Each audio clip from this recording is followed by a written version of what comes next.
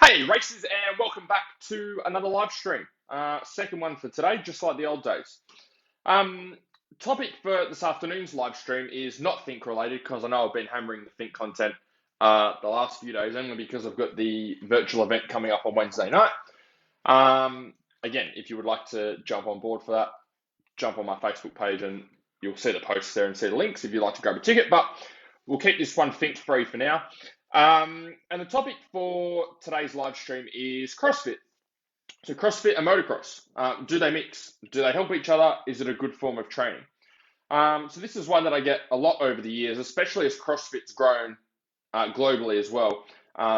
It's everyone kind of knows what it is. If you say CrossFit, people generally have a gist of what you're talking about or they've heard of it before. And has become a reasonably common form of training for a lot of riders and racers. So I'm going to break down the pros and cons for you. And before I get into that, though, I want you to know I come from a CrossFitting background back in 2010. So when I finished riding and racing, that was kind of I did 14 years of riding and racing. And so when you're used to competing and always having something to wake up for every morning, and then all of a sudden you have nothing, naturally you look for something else to fill that space. So the thing that I looked for to fill that space, or the thing that I fell into, hey Brad, was CrossFit. So I did a lot of competing, did a lot of training, they had an all-stars comp over East, so flew over there and did that as part of a team. By no means the best CrossFitter out there, but in terms of a racing context, I guess you could call me an A-grade CrossFitter at the time. So did a heap of competitions, heap of competing, and that was pretty much life. So when I go through these things, this is not just coming from outside thoughts, it's also just coming from the experience that I've had with it as well. And then you guys can take from it what you like.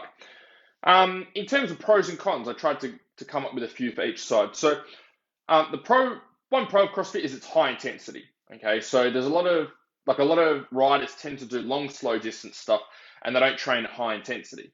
CrossFit is great for training at high intensity because the workouts are short and sharp, the WOD, workout of the day. And also, if you're training at a CrossFit gym, you're training with other people as well. So there's a competitive environment there that allows you to push yourself harder than what you would do if you went for like a 1 hour cycle on your own. So that's great. The other thing that's good about it is they use weights. So a lot of other types of exercise, high intensity training don't use weight training. So if you look at like F45, if you look at boot camps, like you look at those high intensity, like pump classes and things like that, they might be high intensity sessions, but they miss out strength, okay? And they miss out weight training, or they just use light weights, okay? It's lighter kettlebells for you're doing 10, 20, 30 reps.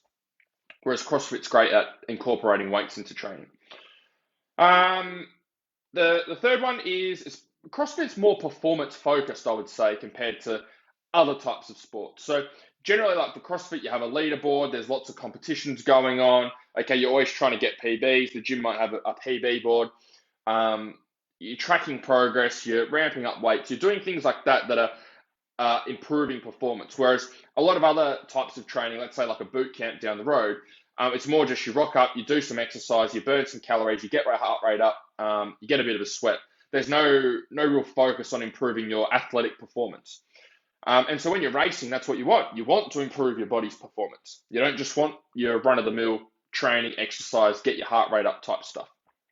So that's what CrossFit's great for. And that's the main pros the three pros that I was able to come up with for CrossFit. If we go to the other side to cons, what are the cons? Cons with CrossFit. So first one would be the way that CrossFit works is CrossFit has their HQ, okay, their headquarters, and then gyms that want to open up and be a CrossFit gym, they have to pay to use the name. Okay, so they pay their however many thousands of dollars it is every year to have the CrossFit name, so they can be called whatever CrossFit, and use that as part of their branding and part of their business. Now, one of the things that CrossFit is maybe good or bad is everyone has independence in how they run their CrossFit gym or their CrossFit box. So what I mean by that is like if you get a Domino's franchise, right, like pizza, you have to make the exact pizzas that Domino's tell you in the exact same way. You have to put staff on the same way. You have to follow the system. If you wake up and go, oh no, I like making pizzas like this, you can't incorporate that into your Domino's menu. Domino's dictate and tell you absolutely everything you need to do to have a Domino's franchise. If you break those rules, they kick you out and that's it, you're done. CrossFit's very different. CrossFit's kind of like having a Domino's, and you can use the Domino's name, but you can make whatever pizzas you want. So CrossFit is the same. Even though you've got the CrossFit name, hey Dale, the training that you do in that CrossFit gym can be anything.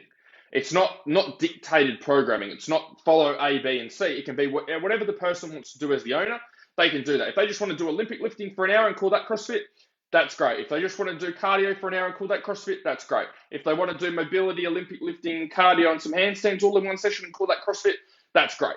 So CrossFit really is not CrossFit, right? It's just whatever the person that owns that specific gym comes up with the programming and dictates what happens inside that gym. And that's really all there is to it. So when it comes to being a racer and wanting to improve your performance, and someone says, I do CrossFit, that doesn't really tell me anything about their training, because you can grab 10 different CrossFit gyms and they'll have 10 completely different programs. One gym owner might be really into Olympic lifting, so they do a lot of Olympic lifting. The other one's powerlifting based, so they do a lot of powerlifting. One doesn't really like lifting much and likes doing cardio, so you do lots of long cardio workouts. So there's really no, is CrossFit good or not, because every gym is completely different based on the person doing the programming and the person that owns the gym, or the person who's running the gym. So that's what makes it hard. Riders come to me and say, I'm doing CrossFit, is that okay? Well, it's like, the truth is I don't know until we sit down and go through all of your programming and have a look at what you're actually doing, because all gyms are different. Another kind of CrossFit is there's too many movements for racers to make progress. So at the end of the day, CrossFit is strength and conditioning training. Okay, it's made up of strength movements, it's made up of conditioning movements, it's made up of gymnastics, of cardio, of absolutely everything.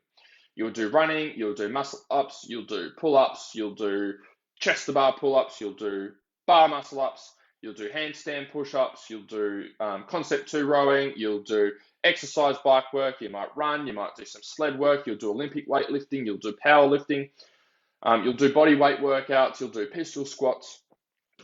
The list is endless. You'll do double unders with skipping. Like, there's a million different exercises. Now, the thing is with CrossFit is a lot of the exercises are quite complex and take a fair bit of skill and learning. So if you look at like doing a muscle up on the rings, which is a gymnastics movement or comes from gymnastics, you're not going to get that on your first crack for majority of you. Okay, especially if you don't have an athletic background, you're going to have to do a lot of skill work and a lot of breaking things down. Same with Olympic lifting. I love Olympic lifting. In fact, I'm doing an Olympic lifting comp in 2 weeks now. But to learn the Olympic lifts, it's a very technical movement. So to get the benefits from the Olympic lifts, you have to do a lot of work on technique first to eventually get the benefits. Now, as a racer, you're probably not going to want to put the time into the technique because you don't really give a shit. What you want is you want the results on the bike, you want the increases in performance. You don't want to spend 3 months, 6 months, 9 months, 12 months mastering a specific technique to maybe get results someday in the future, because you're probably not going to have the patience to do that, because that's not the thing you enjoy. If you enjoy Olympic lifting and learning about technique, then you'll probably put the work in. But if you're just training to improve your performance on the bike, you're probably not going to put that work in. So there's too many movements in CrossFit, like learning double unders, learning muscle ups, learning how to do handstand push-ups, learning all of these different things enough to get the benefits from them. It takes too long. So there's too much stuff to learn. When there's too much stuff to learn, it takes too long. When it takes too long, you're probably not going to stick with it long enough to get the results from it. And that was the same for me when I was doing CrossFit. I wouldn't class myself as an A-grade CrossFitter, even though I was doing all of this cardio work, doing motocross for 14 years, swimming heaps, doing all of that sort of stuff.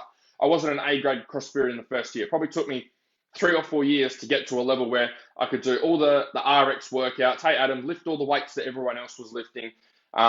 Be able to do half decent in comps, go over East and do competitions and get on the team for the gym and stuff like that. That didn't happen in the initial years, but I had to put a shit ton of hours in those initial years to learn the skills to get me to that level.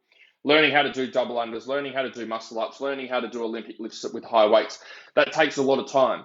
And so that's why overall, that's one of the big cons for CrossFit is a lot of the movements in CrossFit can be useful. It's just that number one, there's too many of them. And number two, they're going to take you too long to master to actually get the benefit from it. So like, for example, maybe doing double unders. Double unders can be a great conditioning tool, but you've got to learn how to do double unders. They take a lot of coordination. So for a lot of you, they're going to take too long for you to learn the skill, for you to get the benefit from it, Otherwise, you're just going to spend all session hitting the rope on your shins because you can't actually get the exercise. So in that case, you're better off jumping on a rower or jumping on an exercise bike because you're going to be able to get results and get the stimulus you're after right now, right? Like I can get someone breathing hard and working on their aerobic, anaerobic energy system on a rower, on an exercise bike right now. But with a double under, I can't do that, okay? Or with muscle ups, maybe that's a good conditioning tool. However, if you can't do a muscle up right now, I've got to spend the next 3, 6, 9, 12 weeks plus teaching you to do a muscle up to get that same stimulus. So unless you really like training and like gymnastics more than you like your riding, then you're just not going to put the time in. You need something that you can do right now. And that's what I do with our guys. When they start in week 1, they're doing things that are actively improving their riding. They're noticing improvements in their riding and their physique from week 1 because we're doing things they can get results with straight away. Okay, not things that are going to get results in 2, 3, 4 years' time or need a whole heap of technique work at the start. And then the other thing is one size fits all to a degree. You're probably going to find this thing. I guess that's the difference between following a program and having coaching. Having programming is just you've got a program there, hey David, and you go off and follow it and do it in your own time. Coaching is helping you to implement that program. So like if you get a sore back when you do deadlifts, then going to the CrossFit gym and just doing deadlifts all the time, if the class is doing deadlifts all the time, it's probably not going to help you. Even if you drop the weight back, you're probably not going to get the benefit from the exercise. Whereas if you have a coach or something specific for your racing, they can go in one-on-one with you and change those things, find out what's happening with your back, refer you to a physio, have a look at your technique, do all those types of things that you probably wouldn't get the attention with CrossFit. And again, all CrossFit gyms are different. So maybe the gym you go to, you do get that attention, but majority of gyms, I would say you're not going to get that one-on-one attention because it's all group-based. And that's really it. That's the pros and cons for each. Overall, do I recommend CrossFit as a good tool for helping improving your riding and racing fitness? In comparison to 0 being shithouse and 10 out of 10 being a specific program for racing, I'd probably put that up there at a 7 or 8 in comparison to F45, boot camps, walking your dog, and all that sort of stuff. So it's definitely up there. But again, it's just majority of the time, if if the programming is too complex and there's too many different movements to learn, like if you go to a session and they spend the first 20 minutes of the session doing muscle up progressions, that's 20 minutes you could have spent doing something else that's actually going to move you forward right now that you're going to get the benefit from, rather than something that you're going to get the benefit from in 3, 6, 9, 12 weeks time. And so I guess it's just up to you how quickly you want to get results. Hey, Aaron, if you're doing CrossFit, maybe you see good improvements in your fitness, on the bike, see good improvements in your fitness like this. Maybe if you do something specific for your racing, you notice it like this. So you're just shortening the time frame by having something specific for your racing, cutting out the crap that you don't need, doubling down on the things that you do need, and then getting the help you need one-on-one as well to implement it into the week to week to make sure you can actually get it done and get the results from it. And that's really all I've got. Any questions, guys? Anything I can help you with? Anything that has come up as I've been going through? There's not many of you on here. It is I think it's probably 5:30 for you guys over East, but anyway, okay, maybe not many of you on here at all. Cool. Well, thank you guys for tuning in. If you enjoyed the video, you're watching the replay, please give it a like. Helps other riders to be able to see the videos. Any of you guys that are doing Think that would like to jump into the Think virtual event, feel free to, I'll put the link in the comments for you if you want to jump on there. It's this Wednesday night. Otherwise, I will chat to you guys soon. See ya.